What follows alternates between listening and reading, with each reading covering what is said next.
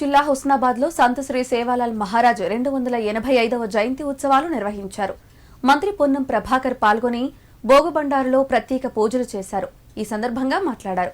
ఇందిరాగాంధీ ప్రవేశపెట్టిన రిజర్వేషన్ వల్లనే గిరిజనుల జీవితాల్లో వెలుగులు నిండాయన్నారు. హుస్నాబాద్ నియోజకవర్గంలోని గిరిజనుల అభివృద్ధికి కృషి చేస్తారని చెప్పారు.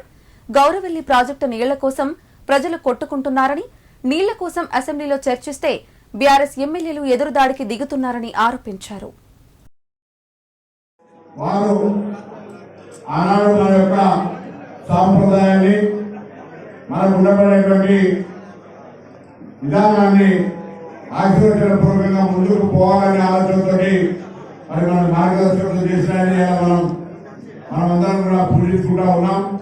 తప్పకుండా ఈరోజు మనం భవిష్యత్తులో ఇంకా అన్ని రకాల ఎదగాలంటే తప్పకుండా ఎవరో ఒకరు మనకు ఆచార్యుడిగా వారిని గౌరవించుకోవాల్సిన అవసరం. ఆ విధంగా సేవాలాల్ మహారాజ్ గారి స్ఫూర్తి, వారి ఆలోచన, వారి ఏదైనటువంటి సంస్కారం ద్వారా మనందరూ కూడా మార్గదర్శకత్వం చేసి ఈరోజు వాళ్ళందరూ కూడా ఆ దిశ లోపల ఆలోచన చేసి మరింతగా ఆర్థికంగా, సామాజికంగా, రాజకీయంగా సొసైటీలో ఒక గొప్ప స్థానానికి ఎదిగే విధంగా ఉండాలని సందర్భంగా కోరుకుంటూ ఇప్పటికే